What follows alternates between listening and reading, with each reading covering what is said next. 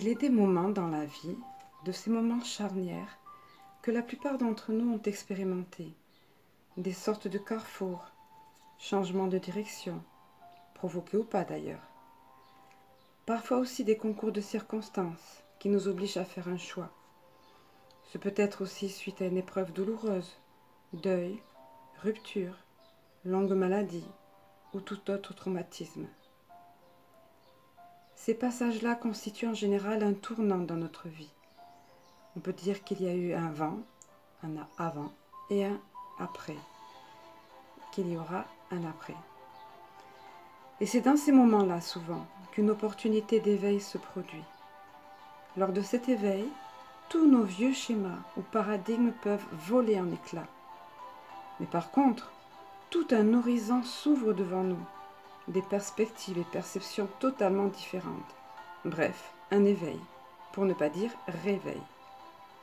On peut aussi parler d'un état d'inconscience à l'état de pleine conscience. Alors il y a plusieurs signes qui permettent d'identifier qu'on est bel et bien en train de vivre un éveil spirituel, qui est, soit dit en passant, la plus belle et plus épanouissante des choses qui puissent nous arriver. Cet éveil nous permet par là même de transcender toutes les autres belles choses qui puissent arriver dans une vie, mais aussi de nous aider à vivre beaucoup plus sereinement et de façon éclairée les périodes difficiles que nous connaissons tous malgré tout. Ces signes de l'éveil spirituel, quels sont-ils? Nous nous baserons ici sur un article du site Conscience et Éveil Spirituel, d'après une source de santé naturelle. Alors, le premier de ces signes, c'est le fait de s'interroger sur qui on est. Donc la première des choses qu'on commence à remettre en question, lorsque cela se produit, est nous-mêmes. Grâce à divers enseignements et informations disponibles dans les livres et sur Internet maintenant, on trouve des indices sur comment aller à l'intérieur de nous. En faisant cela, on se rend compte qu'on est des êtres infinis dans un corps physique. Autrement dit, des êtres spirituels dans un corps physique. Ensuite, on s'interroge sur la raison de notre existence. Quand on comprend qui on est, on commence à se demander pourquoi on est ici. Le but de cette vie n'est pas le même pour tout le monde. Et on cherche des groupes d'âmes qui ont des similarités avec nous. Certaines personnes sont attirées par des gens qui s'intéressent à l'art, d'autres par ceux qui sont attirés par les sujets spirituels. Bref, on cherche à se connecter à des personnes qui ont les mêmes idées que nous, les mêmes aspirations. Vivre sa mission de vie, ou son chemin de vie, est l'une des expériences les plus enrichissantes. Les gens croient que trouver leur mission de vie, savoir qu'on est bien sur notre chemin, est chose compliquée, mais la plupart du temps, la réponse se trouve devant eux. Faire ce qu'on aime, ce qui nous rend heureux, sans faire de mal à personne, est un indice fabuleux, incroyable, pour découvrir notre mission dans la vie. Ensuite, nos vies sont chamboulées, il faut bien le reconnaître, mais de la bonne façon, après quand on se rend compte que c'est de la bonne façon. Quand on réalise qu'on est des esprits vivants dans des corps physiques, on réalise aussi qu'on vit dans un monde où tout est à l'envers. On commence donc à ajuster les choses et à retirer notre énergie du système qui a été créé pour nous contrôler. Je pense en particulier aux médias, aux politiques, etc. et j'en passe. On commence à lire les signes autour de nous aussi et à déchiffrer ce qu'ils essaient de nous dire et de nous apprendre. Ceci nous permet de pouvoir prendre des décisions éclairées qui sont alignées avec notre nouvel éveil.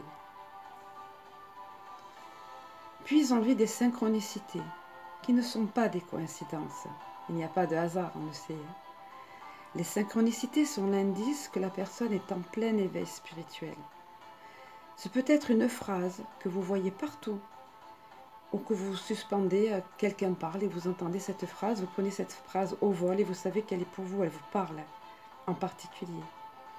Ou bien aussi des heures spécifiques, qu'on appelle des heures miroirs en général, comme 11h11, 22h22, 15h15, etc. Ou des suites de chiffres également. 333, 555, c'est impressionnant. On peut également avoir des déjà-vus plus souvent, des sentiments de déjà-vu. Vous connaissez ce sentiment? Et on apprend qu'on peut modifier, changer notre vie, comme un programme télé un peu. Si on n'aime pas ce qu'on voit, on change de chaîne. Mais là, c'est pareil. Dans notre vie, on comprend que dans bien des choses, on peut changer. Et on peut devenir les créateurs de notre vie. On peut faire des choix. On a le choix. On peut créer et avancer dans le chemin qu'on veut, qu'on choisit.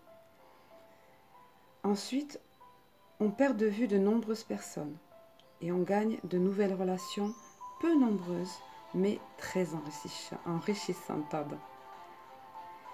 Plus l'éveil spirituel progresse, plus notre énergie créatrice vibre rapidement. Cette accélération modifie notre manière d'affecter les autres, parfois négativement, car ils ne sont pas sur la même longueur d'onde que nous, c'est le cas de le dire. Et donc ces personnes vont s'éloigner de nous, tout simplement. Ça va se faire tout seul. Elles sont repoussées, entre guillemets, loin de nous, car leur mécanisme de défense prend le dessus, inconsciemment ou consciemment. On aura aussi tendance à attirer les gens, par contre, qui ont les mêmes vibrations que nous. Pour cette raison, nous nous retrouvons parfois à changer de travail, voire même de pays, où nos âmes sœurs auront l'opportunité d'apparaître dans notre vie. Puis on se débarrasse, on s'allège de tout ce qui nous encombre et de pas mal de possessions matérielles inutiles finalement.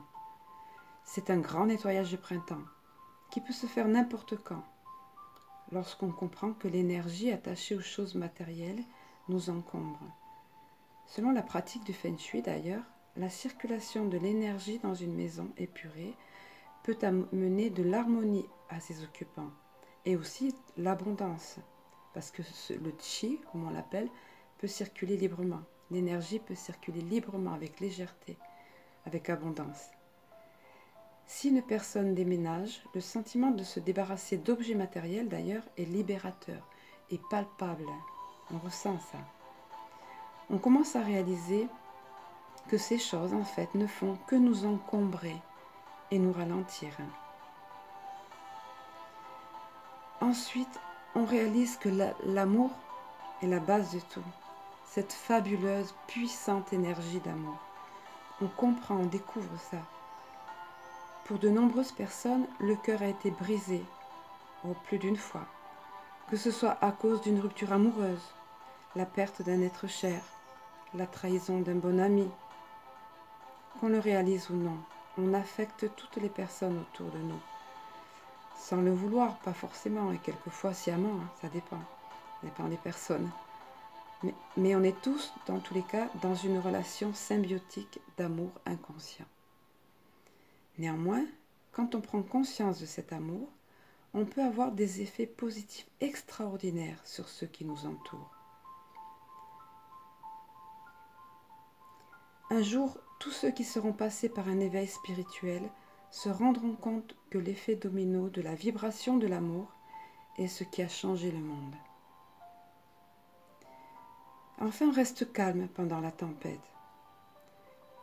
Lorsqu'on lâche la peur de la vie, et surtout de la mort, on crée de l'espace à l'intérieur de nous pour créer notre futur, pour avancer. Enseigner, partager, aimer et guérir deviennent nos nouveaux buts. Et on a hâte que les autres se réveillent de leur torpeur. Le changement dans le monde a lieu avec une personne à la fois et commence avec la responsabilité de chaque individu. Pour conclure, on peut dire que réellement, là commence notre liberté, dans cet éveil. La vraie, celle qui vient de l'intérieur. Celle qui rend libre comme le papillon qui sort de sa chrysalide et s'ouvre à une nouvelle vie. Voilà. À bientôt.